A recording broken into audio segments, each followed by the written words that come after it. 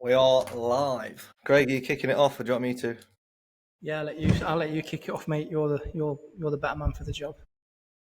I don't know about that.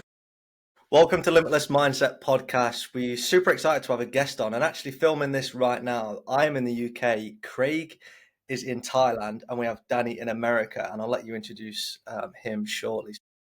Welcome. We're going to be super exciting today, having the three of us on here from all around the world talking about mindset, and Danny's got a really interesting story. So let's not leave it any longer. Danny, welcome. First What's of up, all, gentlemen? introduce yourself and like what journey you're on currently and how you got into this and what part of America are you?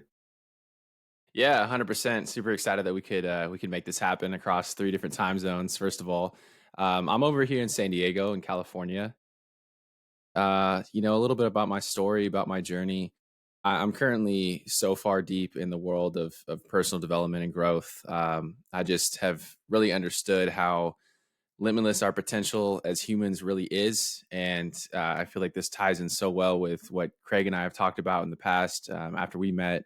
And after he came on the podcast, we chopped it up about all things related to mentality and mindset and how you can really just expand into an entirely different person if you choose to put in the work. So I had a journey that kind of took me through heartbreak and feeling lost after college and led me to where I am now. It's been about 8 or 9 years at this point of just experimenting with different modalities of personal wellness and personal development, from meditation to fitness to writing, reading, basically consuming everything I could on the topic. So it led me to where I am now, and I launched the podcast about a year and a half ago, talking about all these same themes and just interviewing high performers and interesting people from around the world, having conversations about how we can all seek that higher version of ourselves. So that's kind of where I ended up now, man. And I'm just continuing to try and be an open vessel to learn more about how I can continue to push the limits and reach that higher level. Amazing. So plug your podcast first of all, Danny. Where can people have a listen to yours? Yeah, absolutely. It's just the Dating DeBrito podcast. Pretty simple. You can find me on YouTube, Spotify. Those are my main 2 platforms, and on Instagram as well, the same handle.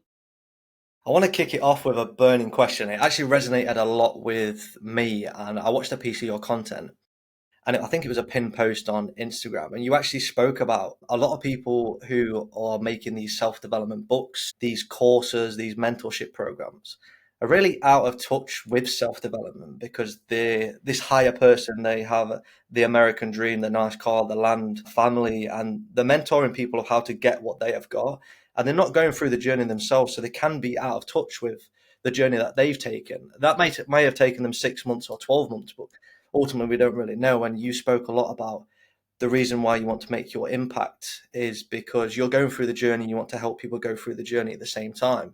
You're not as successful as you want to be, and you want to get up to that point. And like you said, you don't have 6 businesses, or I think that was the quote.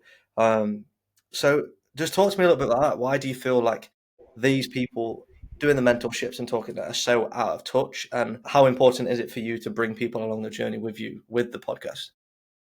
It's incredibly important. I feel like it's far more interesting to be immersed in someone's journey in that way compared to seeing someone that's on this pedestal that's like achieved it all. They've done it all. They have all the accolades. They have the fancy cars. They're sitting in their mansion and they're talking about, oh, you could get this too. Just buy my course for $59.99. It's like, dude, that doesn't resonate with most people. Like maybe some people have that sort of grass is greener mentality, and they're looking at the people that are in those positions and they're just craving what they have. But I don't know. I feel like for the vast majority of people who might be working a regular job and just trying to move the needle forward in their life, adopt positive habits and systems that can make their life better currently, rather than like, oh, 10 years from now maybe you'll have a Lambo.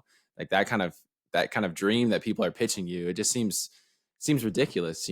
And I was noticing that when I was consuming, as I was saying, I was going through that growth phase of just really diving into the world of personal development. And I found a lot of that messaging out there, and it just wasn't hitting home for me. And then I started seeing, people who had documented their journey from day one, and maybe they hadn't made that quantum leap to being like a multimillionaire, but like still they were in a much better position now. And you'd kind of seen that progression from them, and you just relate to them so much more. So I don't know. That's kind of the approach I wanted to take with it, and just be a bit more authentic in my journey. Yeah, I agree. My self development started like I don't. Craig, when did yours start? When did you go into your self development journey? I think without even realizing, it was 10 years ago, more, 10, 12 years ago. But then when you start mindfully doing things, then it probably was 6 years ago, 7 years ago. When you're consciously making the decisions to be a better person, consciously making the decisions to have a better mindset. Whereas things started happening without me realizing. And one quote that a guy I was training with said, he basically said, once you get rid of the deadwood, you're going to flourish. And that was the pivotal point for me. And that was the switch that went, okay. So I stopped surrounding myself in negativity, switched it up completely. And I mean drastically, as to the point where, I won't go too much into it on, it's not really my talking about Danny as such, but yeah, and it was a big one. So yeah, it was a big one just to surround myself with like-minded people. Like we said at the beginning, us three are very similar. We want to build people up with us. We don't want to rise to the top on our own. We want to rise to the top together, collectively. And I think that's a big thing. And going back as well, like I've got a question: where people are selling the Lamborghinis, and I can scale your business to 25,000 a month and all that? It's bullshit, ain't it? Proper like. And then, so my question to you is: would you rather have a Lamborghini, or would you rather help guide people to be better them? Like, what would you rather have? The Lamborghini, Craig. I'm sorry. No, I'm kidding. It's California, they're not full of them. No, man. It's something that you can't really put a price to, right? Like being able to help others around you rise to that level too.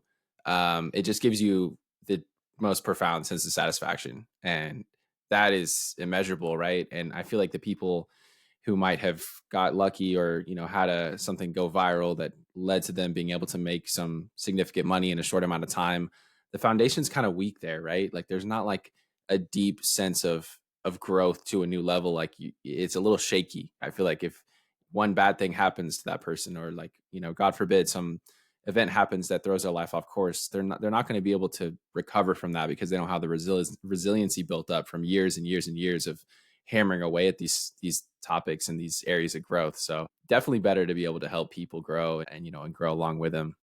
100%. Yeah. Do you think there is a finish line to self development? Man, never, really, never. I can't imagine a time where you can take your foot off the gas, really. It's just like a continuous process. Some people have like a monetary goal, like once they can reach a certain level, then they can relax a little bit. But for me, I don't know. I didn't get into it for that purpose. So I feel like it's just going to be forever. It's going to be continuous. From the people you've spoke to already over on your podcast and the interactions that you have, what's kind of like one big key takeaway with everybody going through self development? Is this something that links everybody to self development? And I think everyone has their own little reasons to why they get into it. But do you think that they're linked to anything? Has something come out to you speaking to all these people that I go, okay, like, this makes sense? Yeah, if there's one theme, I would probably have to say, I mean, it ties into what we're talking about too today. Like if you really have the right mindset in your approach towards personal development, everything else will kind of fall into place. I'm thinking back to people that I've interviewed that are, ultra endurance athletes, high performers, people that have started successful companies and also ran these like insane ultra marathons at the same time. And really they just have the right approach every day that they wake up. They think, okay, how can I absolutely squeeze the juice out of today? Like how am I going to maximize my time every single second of the day? And fundamentally that boils down to a mindset, right? Like if you're waking up and you kind of have, a negative frame as you getting out of bed. I mean, some people do, that's natural, but these people are able to just snap out of it so quickly. Like they have this like overarching abundance mindset that's just carrying them forward. And the other thing I noticed is that, yeah, like I mentioned, their use of time is so impressive. A lot of people that I talk to have their schedules are just booked out to by the minute every single day. And I've never been one to like really be that regimented, and like I want to live my life and be a little more spontaneous. But I noticed that as a key theme across the board is like, I mean, specifically one of my friends, Maddie Reed, shout out Maddie. He founded an app called Time Align along with his partner Jordan Dominguez, and it's all about just being regimented with your time. And it's essentially like like a life coach, like a personal life coach that you can use to remind you, oh, this is this time of the day, my energy levels are this high, I should be doing my deep work for this amount of time. And it sort of like coaches you through that process, and you can build in your own goals in there and everything. So it's really cool. But I noticed that as a theme across everybody. It's just like these guys are waking up at 5 a.m., running 7 miles, and then doing 100 pull-ups before they go hang out with their kid for an hour, and then they go and work a work for a high-powered law firm in New York. And I'm like, dude, y'all are insane. Like, that's How crazy. different? I mean, Craig can jump into this a little bit better. How you're saying a lot of people wake up with that frame of mind that it's going to be a good day, and when we go into a bit of like a neuroscience behind it, and Craig will explain, it's like setting the chimp up and giving it a plan for the day. And if you lead with the chimp in the morning and you've got that bad frame of mind, then you're going to have a bad day. And it's waking up with that right mentality. And it takes years to practice. I don't think anyone can wake up every single day and go, I'm going to attack today. Because, like, I mean, I'm not a morning person, but I can graph till early hours in the morning before I go to bed. But getting up in the morning, I really do struggle. So it's it's a tough one. So it's nice to see the high performers utilizing the start of the day and also the timings of the day as well. Craig, dive into that for a little bit. Timing's a big thing, isn't it? I think. Do you know what? One quote that I always use as well, and you would have heard this because I think I probably said it to you. We can have negative. Well, it'd be great to be positive 100% of the time. It's impossible, though, isn't it? So you can have negative thoughts. We just don't have negative days.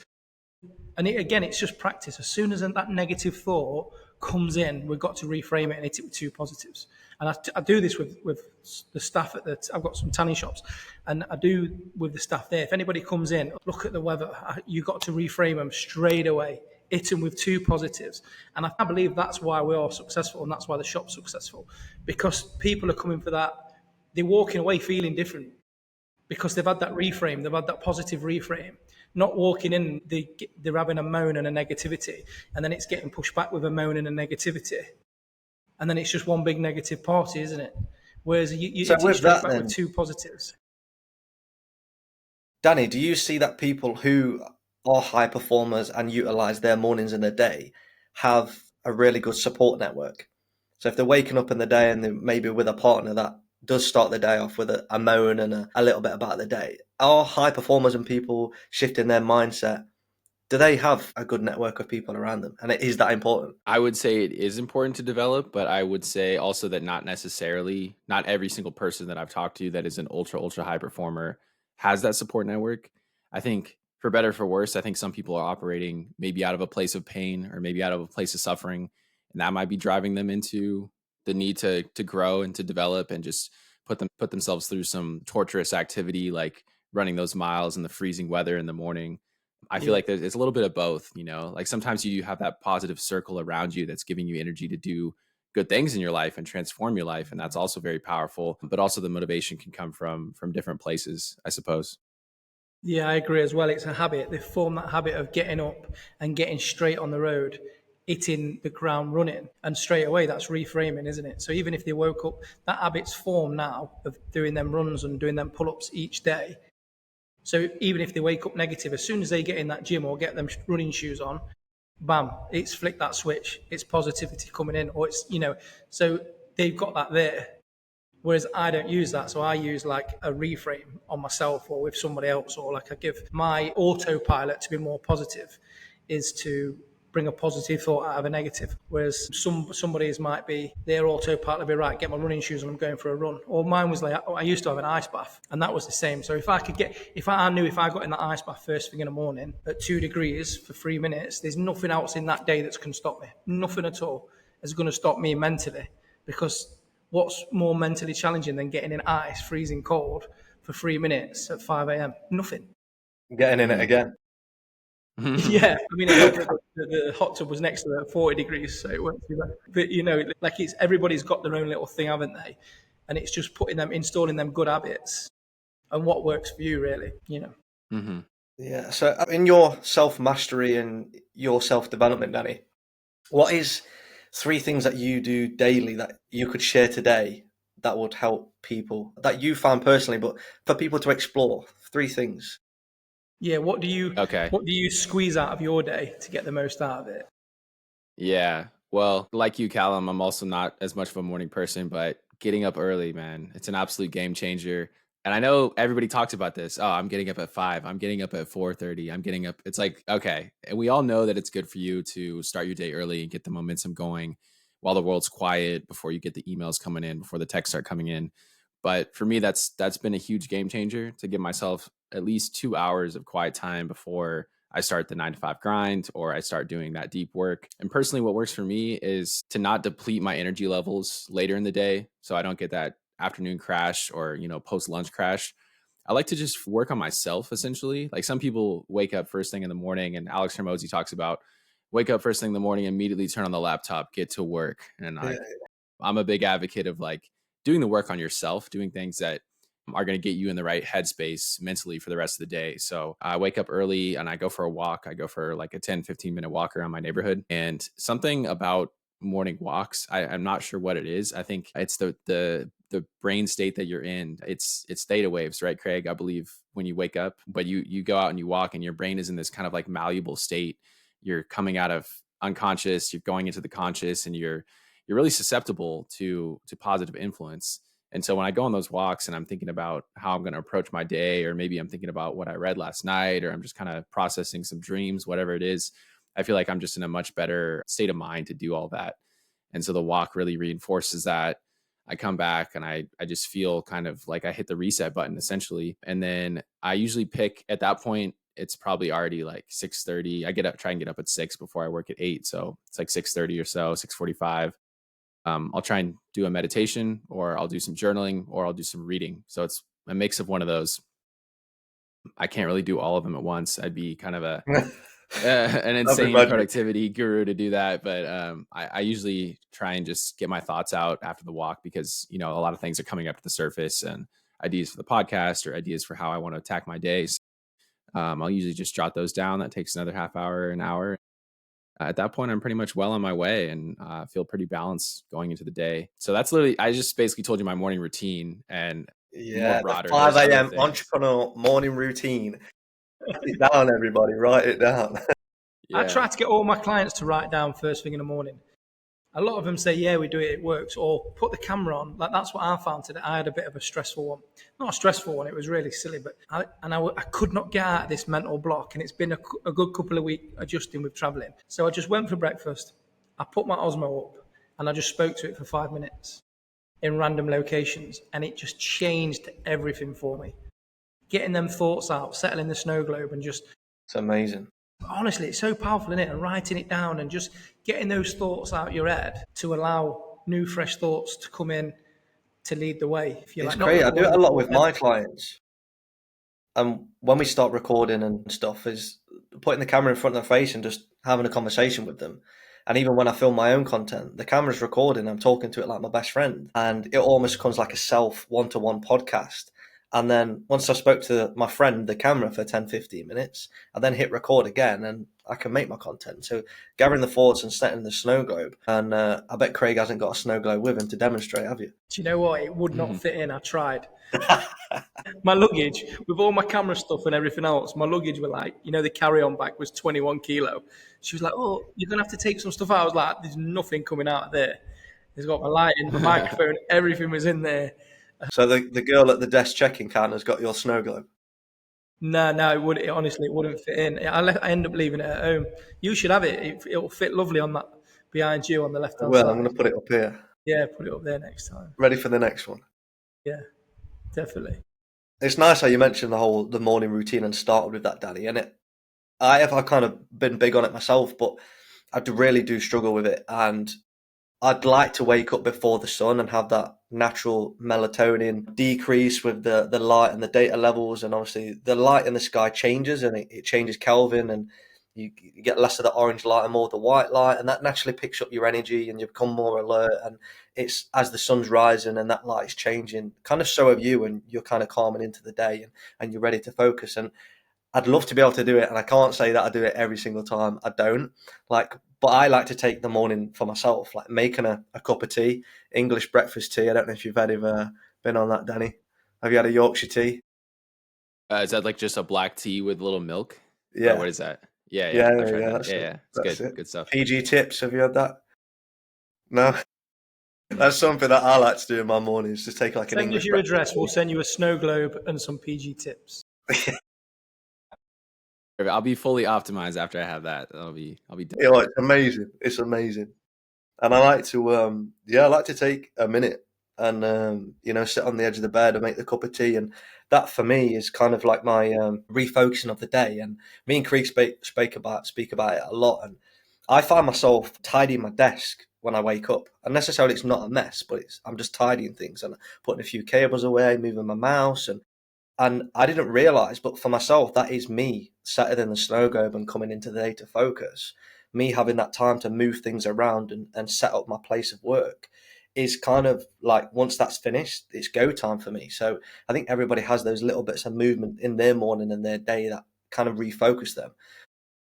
So it's a really actual good tip for people. You don't have to wake up at 5 a.m., but get it done if you can, have that natural light and open the window, the Alex Hormozy, and you've seen them all out. Probably everyone's seen the Steve Cook video of getting to the gym before the gym opens and all these motivational videos, but just have something for yourself, I guess, in that morning.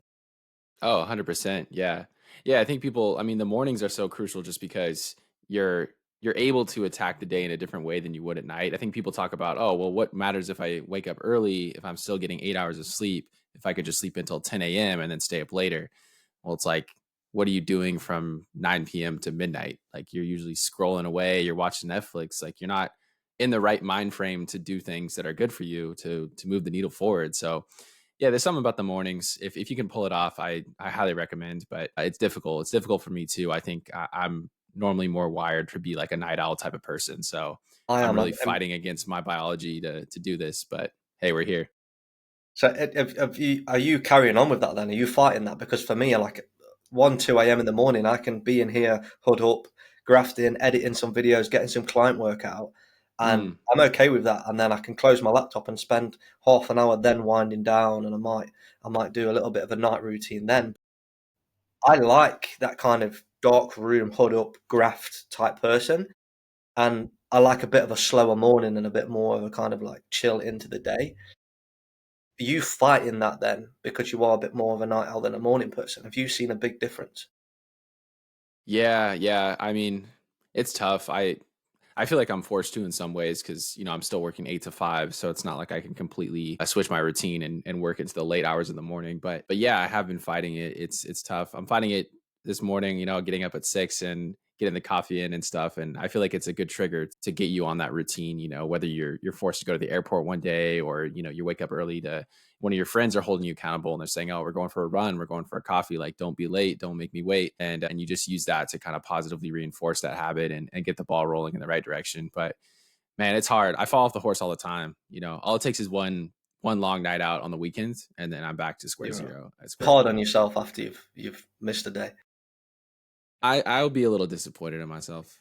I'm not like super harsh or like, oh, now you need to run 10 miles, you punish yourself kind of thing. But no, I will be like, all right, I'm gonna try and get back on. This James Clear quote stuck with me. It's about habits. He says that if you skip one day, that's a mistake. If you skip 2 days, that's the start of a new habit. And that for me resonated a lot because and whenever I skip 2 days in the gym, I start to get in like my baseline starts to become not going to the gym. If you Yeah. skip one day, it's like, oh, I'm already on that flow of going to the gym. So I'll just get back on tomorrow.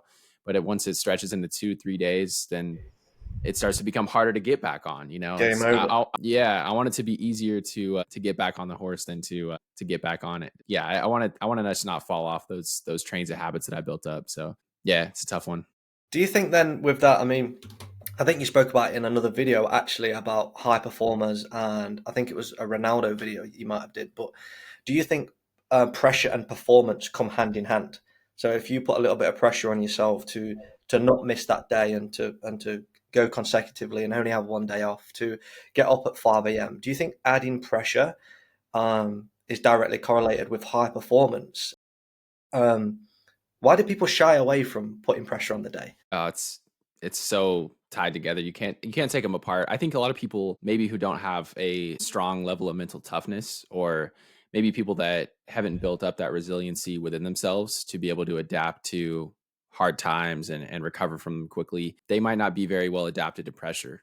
Pressure might make them perform 10 times worse compared to people who have that iron mindset, that willpower to just see things through, to keep plugging away, even though there's, the crowd is screaming slurs at you, the players are coming for you, they're stomping on your foot, they're targeting you. Like, even if that's all happening and you can still rise above and perform, like, you really only develop that through years and years and years of trial and error, I guess, of being exposed to that. And I think it's crucial to put a little bit of self pressure on, if it's not there externally, to try and give yourself a self imposed deadline to get you in that cycle of delivering.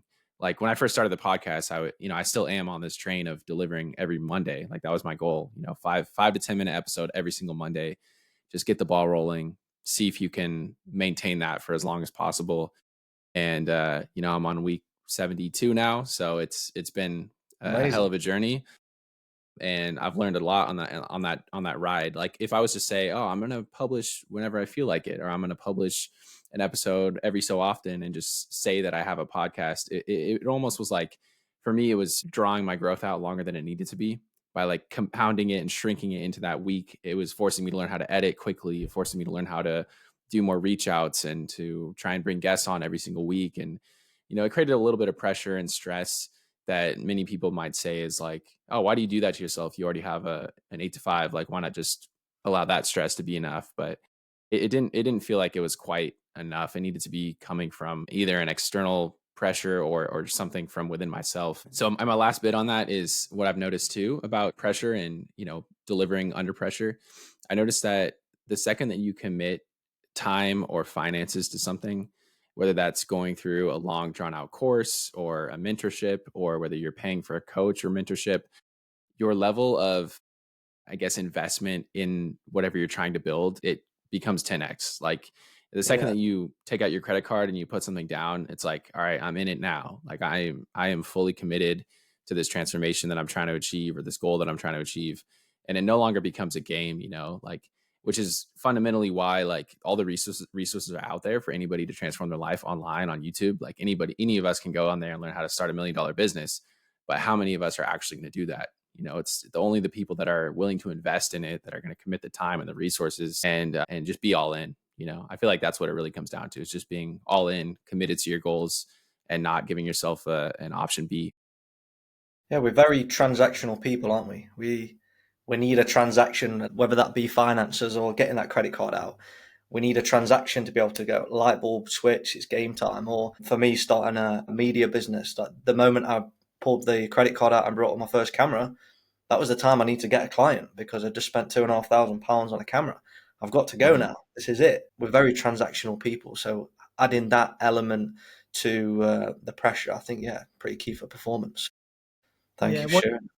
Once you've got skin in the game and the subconscious, that's why if we charge for smoking, drinking, and quitting vaping, it has to be a high price. Because once they've paid that high price and they've got skin in the game and the subconscious has got a hold of it, okay, the job's already done. The work's already pretty much been done by themselves. We just got to guide them there with techniques to get into the unconscious and the subconscious. But yeah, once it's a big thing. I struggle with this still. I can get we bought James Smith's mentorship because we wanted to have a look how it was. I can't remember what it cost me, $450. Still not done anything with it. I had a little look at the videos, and we probably will, just as long as I make my money back in some way, some form, by whether I'm looking at the video structure or anything like that, I'm happy, which I'll always do. But I still can't, because I think it's a values thing. Like, if somebody's value is money and they put money down, they will 100% commit to that thing. If their value is not money, it won't make a difference. But 9 times out of 10, once the money's not on the table, most people's money value is money. One of the top one or two will be money. Yeah, I guess a lot of people have got direct debits coming out of the bank that they don't even know about or forgotten about. Or subscriptions they signed up subscription for £60 once a month that I forget about. So you don't value money then, Craig? No, I don't. I did, but I had it. I changed it myself. Family and time come before money. Yeah, that's a good one. Craig, have you got a nice question to follow up and ask? I feel I've got a couple. Yeah, so I want to know what's the best piece of advice that you've been given, or the best piece of advice you've received and you've taken on board. Yeah, man. Camera's gone off. I would say this one came from my dad, actually. He would always tell me this quote, and I used to hate it, man. Oh my God. When I hear this at the dinner table, I would just be like, Dad, shut up. Like, I've heard this 1,000 times. But now I'm looking back on it, it is deep, man. It was simple. He said, if you don't go to the mountain is not going to come to you. And that stuck with me for so long because it just represents what I'm all about, which is being proactive, taking the initiative, taking the first step, taking action. And, the mountain could represent many different things, but it also represents this kind of journey, this climb to get to the peak of your existence, how you're living life. And so it's there in the distance. We can all see it. The mountain's off on the horizon, and you know exactly what you need to do to get there. And you can see the finish line. It's right there to be seen, in the horizon. And you have to go to it. It's not gonna show up at your doorstep and be like, here you go, here's an elevator to the top. It's like That's it's true. there. It's the pinnacle of where you want to be, and to get there, you have to take the initiative. You have to be proactive. And so I guess I would say that that's probably the one thing that stuck with me the most. I still want to make an episode about that, that with that title. That'd be Just 'cause I pretty feel like I cool. could. Yeah, well, Yeah, definitely. yeah. Yeah. But it's so funny how those things you just really don't want to hear any bit of it coming from your parents. You're just like a rebel, when you're younger. You're like, anything they tell you, you're like, oh, that's stupid. Like, I want to go fuck off with my friends, do whatever. But yeah, no, that one I realized a few years later how deep that was. Yeah, that's a good one. I think I had something similar to that, and it's something about you can't climb the stairs without taking the first step or starting from the bottom. Like those smaller steps are important because trying to reach the top or of the middle or wherever you are on the journey is pretty much fatal. So it's taking Mhm. those smaller steps to climb that stairs. I think with that, then another question. I keep getting these burning questions that come along every time you speak, Danny. Do you Yeah, think hit me. do you think it's dangerous to live for the big moment? So everyone's on this self-development journey and they see those people with the Ferraris and the American dream and the big cars and the people that are selling those mentorships that have made it. Do you think it's dangerous living for that big moment? Have we got to be little bit more present in the journey and enjoy the journey rather than the destination? I feel like everyone's fighting for that perfect family, for that car, for the money, for the business, for the freedom. Do you think it's dangerous living for that? I think it can be. I think it can be a vicious cycle of chasing the carrot on the stick. And once you achieve it, it's always something bigger. It's always something badder. It's more Yeah, money. There's a sense of like never ending satisfaction, always being dissatisfied with the outcome. Even if you worked hard for it 5 to 10 years, people will still reach the end and be like, well, that's it. All right. Let's 10x it, 5x it. yeah, And it's good to have that growth mindset, like when it yeah, comes to business or when it comes to personal growth, like to always be looking to move the needle forward and reach those new heights. But if you're not enjoying the little steps along the way, if you're not enjoying the journey, I feel like it's kind of going to be pointless because that's what really gives people the most satisfaction. I mean, you talk to most high performers and entrepreneurs, and they will always refer back to their journey. They'll always refer back to that starting point where they had nothing. They were working out of their mom's basement, grinding, trying to build a project. Like those are the moments that we always look back on fondly and that we look back on and say, oh, that was where I was at my low point. But like it gives a perspective to what I've achieved now. So yeah, so you gotta stay present in those moments. Like that's 100% what we're all in it for. If you're not trying to live in the moment and you're trying to just constantly be in dreamland, thinking about the next outcome, then I don't know. I don't know if it's worth living. I think people need to really just take time to just settle into the growth process and really embrace this kind of push and pull that they're fighting with every single day, negative habits or distractions, and overcoming that. Those small little wins. I think we should celebrate those just as much as we do getting the Ferrari or whatever you're looking for. it scares me, like because we're all on this journey, and I'm pretty much bang in the middle of it in the trenches on my journey, and I've achieved a lot, and I've been successful in multiple things, but the end goal scares me because I don't want it to finish. I'm like the goalposts need to keep moving, and yeah, I think chasing that bigger goal is like kind of dangerous for me because the moment I feel like I've got there is the moment I start to relax and things start to disappear. So Mm. that's why I kind of asked that question from your perspective and interviewing the high performers, because I guess once a footballer's got the best contract they could receive and they win the World Cup or the Euros or whatever it might be, where does that person go? They've got the money, they've won the cup, they've got the football team, the shirts, they're famous. What happens?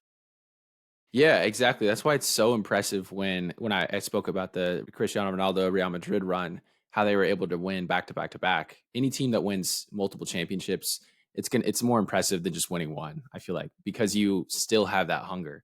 Like, how does one still retain that hunger once they've achieved the trophy, once they've won the World Yeah, Cup or the Euros? Like, it's crazy. to still have that drive is a next it's next level. It shows that they really are in it for the growth. They're in it for every single step that they take to improve their training regimen. How can I get 1% better, whether that's with my diet or with the activities that I'm building into my routine? Like, that shows the ultimate growth mindset. You see teams that win it, they have a good season and then they fall off. And that's just so common, not only in sports, but with anything that people do, in our careers. You get one milestone, one promotion, you take your foot off the gas. Next thing you know, 5 years, everybody's lapped you, and that's kind of the cycle that we all fall into. It makes me think of when I was in Thailand last year, and this might be relevant to you, Craig. I was learning a little bit about Buddhism and kind of Buddhist practices and stuff. And I'm not by any means at this point a monk meditating on the mountain, but I learned that they talk about this practice of seeking nirvana, and nirvana is essentially just to be free from suffering. And they define suffering as craving something that you don't have. And so all of their practice and everything that they do every single day is to achieve nirvana, to be free from suffering. And so it's kind of an interesting balance to find, like trying to integrate some of those themes into my life. Like, how do I constantly try to improve myself while also not constantly crave something I don't have, and enjoying that process along the way? It's definitely a push and pull, but I think it's really incredibly important just to hone in on where you are right now. Don't feel like you have to always push for something greater. Know that you have your goals set off on the horizon. You have that mountain that you're moving towards, but it's not necessarily going to take away from your joy at the moment. Can't remember. It's Bit of similar time. to. Have you read the book, The Monk That Sold His Ferrari? Oh, mate, Haven't yet. you've got to get this book. And it's the same thing. What direction do you want to go in? Do you want to hit the goals, or do you want to be happy in your own skin and you're quite minimalistic? Like the monks live very minimalistic, don't they? They don't want for anything at all. Us as human, as not human beings, but as people that are not, we always strive for more, don't we? Western. Westernized, yeah, thanks. Yeah, I mean, So I didn't want to offend any monks then that might be listening. might be watching on the plasma screen. Yeah, but they shouldn't have. So yeah, completely lost my train of thought. But yeah, we can get caught up in the goal massively instead of being present. It's my biggest flaw, and I have to. If you give me a goal, I will smash through walls to hit that goal. I'm a very dangerous man with a goal, and I forget all about it. Like, I'll message him at 4 o'clock in the morning when we first started working together, because I just do not. If I've got a plan and a goal, it needs to be executed, and I ain't got patience. I've not got 6 months. It needs to be done today, and I have to sort of go, calm down. We don't need to keep, let's enjoy the process. Like one thing that Jimmy Carr says, it's not the destination, it's not the journey, it's about who you become on the journey. And I think that's like that's my grade A hit in chimp management is enjoy the process. It's enjoy who you're becoming while you're doing all this content creating, seeing all these clients all over the world and everything else, and being on these podcasts. Like, I've made some notes on this podcast. I've took a lot from it already. Like, I don't realize how much I'm on my phone in the morning when I should know this like the back of my hand. That we're so susceptible first thing in the morning. Why am I picking my phone up to scroll through frigging Instagram? Do you know what I mean? Save my day up, yeah. Like, it's crazy. So that's one thing I've made a note of, that is getting knocked on the head. I'm going to put my phone the other side of the room. I'd say the other side of the room. My room's about this big. I actually did. I was filming something with Kat Thorne, and she's a motivational speaker, and she did like the morning routine, and she was talking about like getting on her phone, and it's one thing that's destroying most people's mornings because the brain is so susceptible to news and things that if you pick that phone up and you start putting that information in your brain straight away, then ultimately your day and your success is probably limited because you've got this information that's in your head, and it's just mind dumping, isn't it? Like the brain's very good at forgetting things, and we can be scrolling and I can ask you a question like, how long you been on your phone? You won't be able to tell me. You won't be able to tell me the last thing that you watched. Brain switches off. So having that time in the morning to switch on, settle and focus, I think is key. Yeah, definitely. I mean, luckily on the Instagram for the Master Your Mindset, there's a lot of motivational speakers on there. It's very positive. So it's not like you're watching the news or you're watching stuff that's not very positive as such. But I've got one more question for you as well, Danny. All right. What's a turning point in your life that shaped who you are today? Ooh. Go on, Craig. Yeah. I would have to say, so I think I might have alluded to this when we spoke the first time, Craig, but I had kind of a crazy thing happen to me in early 2023. I had a spontaneous collapse in my left lung, which led to this long journey of trying to repair it naturally, trying to let the body heal, and ultimately getting lung surgery that put me out for about 8 weeks. And that was such a shift in terms of my perspective of time. This was actually even before I launched the podcast, but I had the idea for the podcast bubbling up since 2020. I knew I wanted to do it. I had taken notes on many episodes, all this kind of stuff, and I was ready. But it wasn't until then where I realized, like, dang, life really is short right now. Like, I can't wait any longer to do the things that I want to do. I need to go out and pursue this. And, shortly after that, I ended up launching everything and getting it off the ground. It was extremely basic. And my first post on Instagram, please don't scroll back. They're so embarrassing, but you had to get it started. Like that was the time that I felt the motivation to do it. And I had to go and take that leap. But it all really stemmed down to that whole event of, having a collapsed lung, getting lung surgery, like something you would just never expect to happen to you as a healthy, that really gave me some perspective and just gave me, I don't know, it gave me a sense of joy in a lot of small things. Like we just talked about, always chasing the carrot on the stick and trying to counteract that with being present and enjoying these small moments. That experience of getting lung surgery and then being out for 8 weeks when I couldn't play footy, I couldn't exercise, I couldn't travel, I couldn't do any of the things that I normally would like to do. I was just forced to sit at home and stretch and read and walk. It was really eye-opening. It made me enjoy those small things a whole lot more. And then even smaller than that, just breathing, like your lungs, you need those things to breathe. And I couldn't do that pain-free for a long time. So it's like, when you're sick and you have the flu and you just forget what it's like to not have like a sore throat and not be able to swallow, or like you can't breathe right through your nose. It's kind of a similar feeling, just maybe times 50. But yeah, it was a big moment, man. And that was a really huge growth process for me that helped me just have better perspective and try and take more action in my own life, I guess. Take it for granted, don't we? And it's not until something's pulled away from us that we forget how important it is. And I mean, yours is totally extreme. Pulling your lung and breathing away is probably a big pivot moment in your life. But even smaller than that, we don't realize when we reach into the cupboard and we grab something out, or this food in the fridge, it's not until these things are taken away from us where we realize that kind of, okay, that might be a pivot point to start your self-development journey. And not even that, just self-care and looking after others around you. With your experience on all of that, what would you say to your younger self if you was to start your self-development and self-mastery early, and you are this curious person that kind of wants to develop and change every day? What would you say to your younger self, or someone watching this that maybe is in their early 20s, has no real direction? They're in a schooling system for 12 years that maybe doesn't set them up to learn how to do a podcast or to interview people.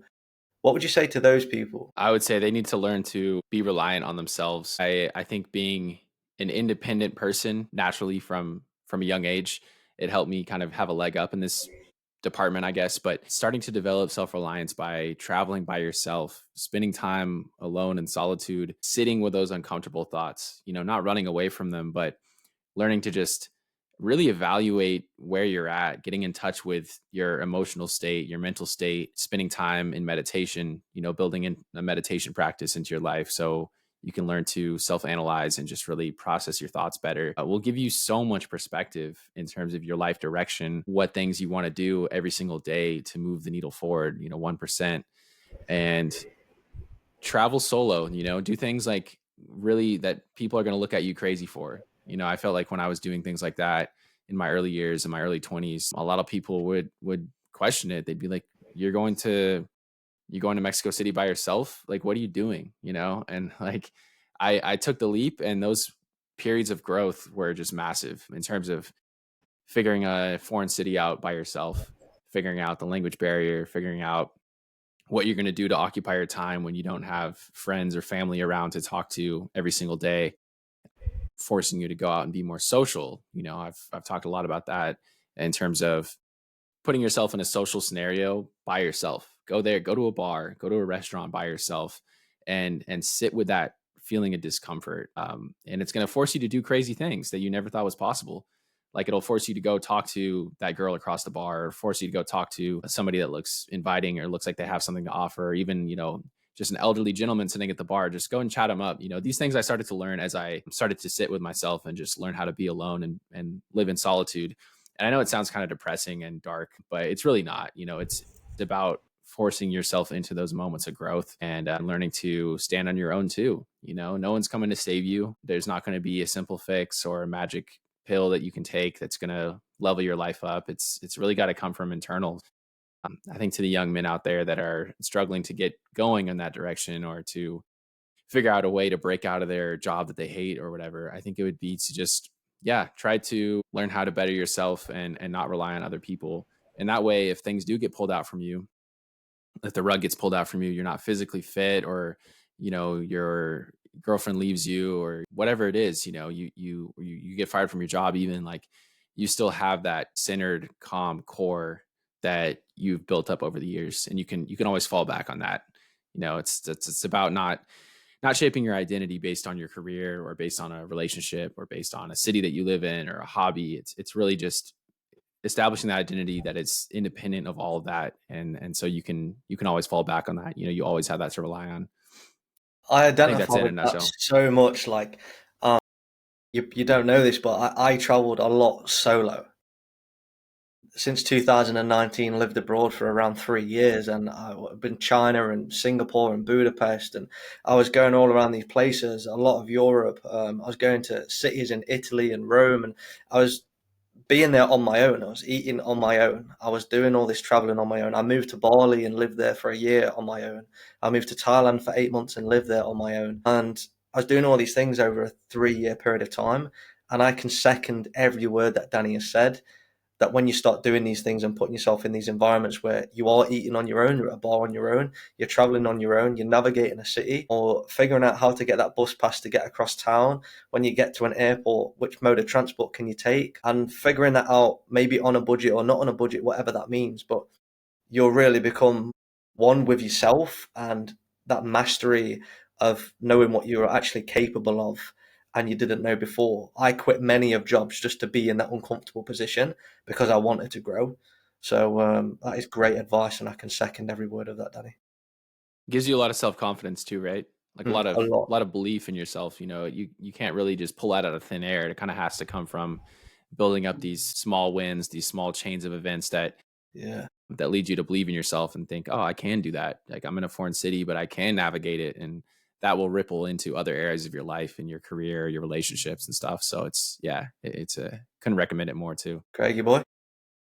Yeah, I love it. Loved it. I knew you'd resonate with that. I was enjoying that. As soon as Pleasure. he said, I thought, Callum's going to be all over that. It's something I never did growing up. I was very, I was work. Didn't even get a passport till I was 26. How mad is that? Great. Crazy. Yeah, I mean, You're I'm making making up for it now, though. Yeah, Yeah. 100%. And I've actually brought my son with me. I've got a 25-year-old son, and he's in Thailand.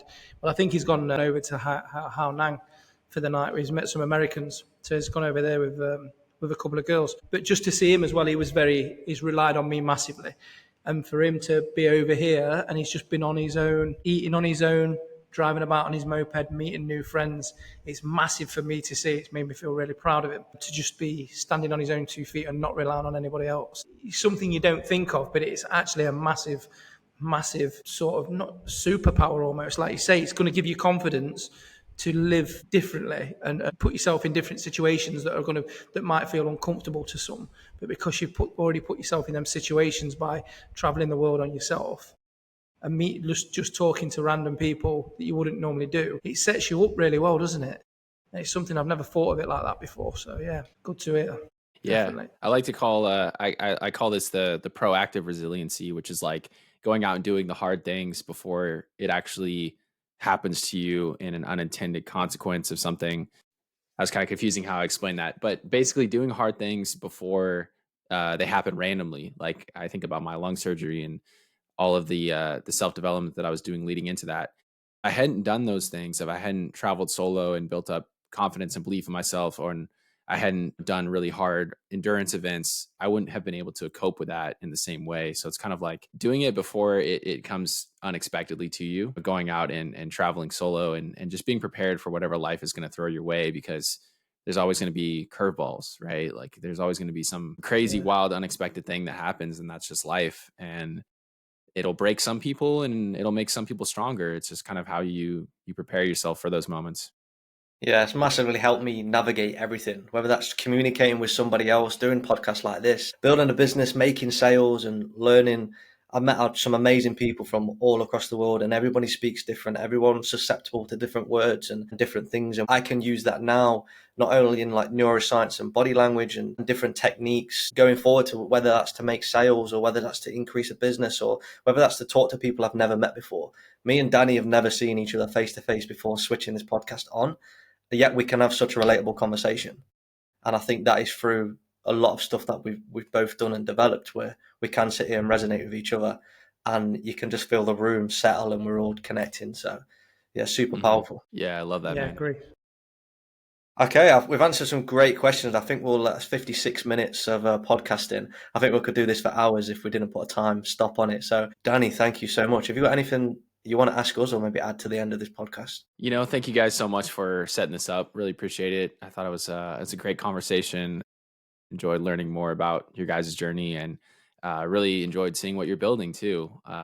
The master your mindset, the limitless mindset, all of that is just I resonate with that so deeply, and I think that's a message that the world needs to hear. So keep up the great work, guys. For myself, I'm just going to continue to try to share the journey, I guess, try to continue to document this journey and bring people along for the ride with me, and just have more awesome conversations like that. I live for this, so I'm excited to just keep building that. And I appreciate everyone that's tuned in so far. And yeah, stay tuned for more. Thank you. Once Amazing. again, Danny, just plug your podcast on your Instagram where people can find you. Yep. It's the Danny DeBrito podcast. That's DANNY, D as in dog, E, B as in boy, RITO podcast. I'm on YouTube and Spotify. Amazing. And Craig, how's Thailand? Thailand is great.